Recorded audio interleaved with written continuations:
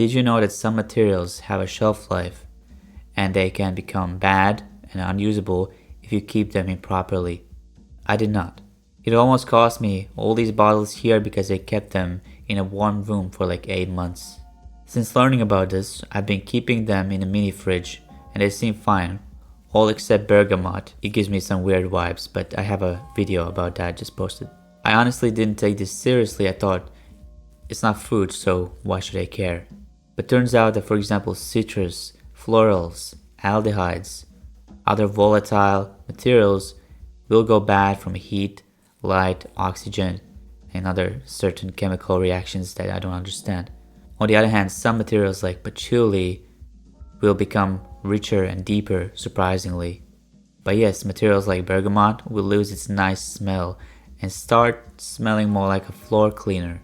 Some materials develop allergens even if the smell doesn't change much, and that becomes a real safety problem. On the other hand, some materials like this violet leaf are delicate and improper storage would ruin this delicate scent. And some materials don't exactly expire, but they become dull and boring. This applies not just for your raw materials, but also dilutions. All of my 5 ml dropper bottles had evaporated after 2 months of being away, which is partially because I stored them in a dropper bottle, not a screw, but it's also the heat and storage conditions. The reason I'm making this video is basically I want you to know about this before you ruin your materials like I almost did. I thought this was optional, but it's not, especially if you use a lot of natural materials. The saddest part about this, I think, is that even if you store in perfect conditions, some materials still won't last forever, like citrus. So right now I'm trying to figure out an easy system to track when something might expire. I'll let you know. Okay, so what can you do about this?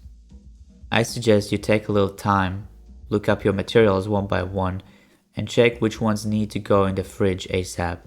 You can find this information on your supplier's website or by searching the CAS number, which I discussed in the previous video. Search the CAS number on Google for your material and look up technical data sheet. There's usually a section called storage. I will also share a link in the description to a lecture I watched about material safety if you're interested. It goes way deeper into this. Before I go, let me quickly go over these materials, so if you have these, you know that they're better kept in a fridge. First we have Violet Leaf Absolute, Blue Tansy EO Essential Oil.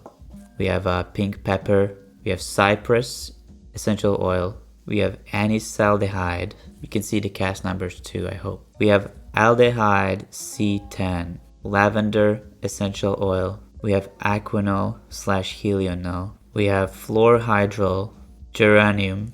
Then we have citruses like Bergamot, Orange Oil 5X, Lemon Essential Oil, Green Mandarin Essential Oil, and finally Ginger Essential Oil Fraiche WA. So take care of your materials and more importantly, take care of yourself. Cheers.